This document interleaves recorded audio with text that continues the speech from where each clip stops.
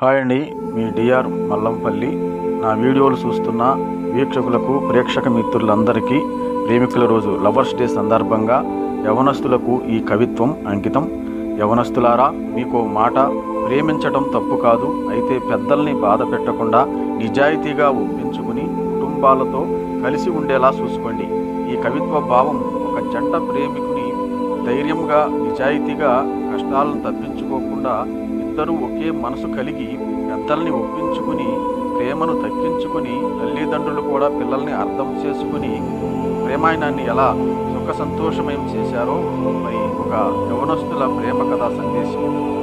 ఉందండి ఒక లవర్, ఆమె ఒక టీవీ యాంకర్, కానీ కొంచెం తక్కువ ఉంది కలర్. కొనుక్కొని రమ్మంది ఒక రోజా ఫ్లవర్, రావటానికి లేట్ అయిందని 1 hour. పట్టుకుంది నా చొక్కా కాలర్, కోపంతో నేను చేశాను ఓవర్.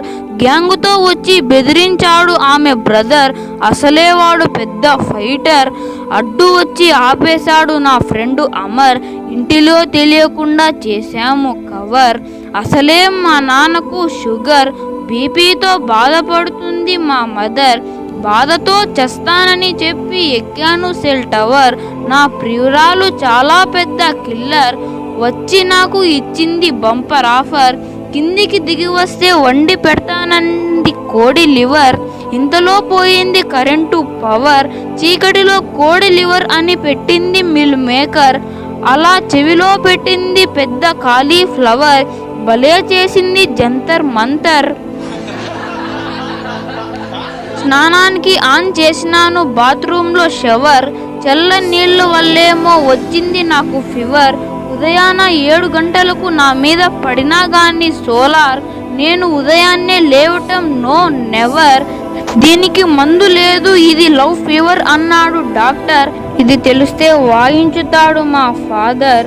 నా ప్రేమికురాలు కంటపడింది ఓ జ్యువెలర్, నాకు కావాలంది ఒక కాసుల ఫేరు. కొనివ్వకపోతే చస్తానంటుంది చూపించి లోతైన రివర్. భయంతో డబడబా కొట్టుకుంది నా గుండె మీటర్. మా ఇద్దరిని చూసేసింది మా ఇంట్లో ఉన్న కిలాడి సిస్టర్. ఆ సంగతి తెలుసుకొని ఇంటిలో ఊదేశాడు మా నౌకర్. 2 కుటుంబాల వారు ప్రేమ బాధ్యతతో అర్థం చేసుకున్నారు మా మ్యాటర్. 2 కుటుంబాల పెద్దలందరినీ పిలిచి చేశారు గ్యాదర్. ఈ విధంగా మా ప్రేమను దక్కించుకునేలా చేశారు మా ఫాదర్ మదర్. ఇప్పుడు మేమిద్దరం జీవితంపై తీసుకున్నాము మంచి కేర్. మమ్మల్ని దీవించినందుకు, ఇప్పుడు లైక్ అండ్ కామెంట్ చేసుకున్నందుకు మీకు నమస్కార్. ఈ వీడియోని తప్పక చేసుకోండి షేర్. ఈ ఛానల్ని మీరు చేసుకుంటే సబ్స్క్రైబర్. నేను అవుతాను పెద్ద యూట్యూబర్.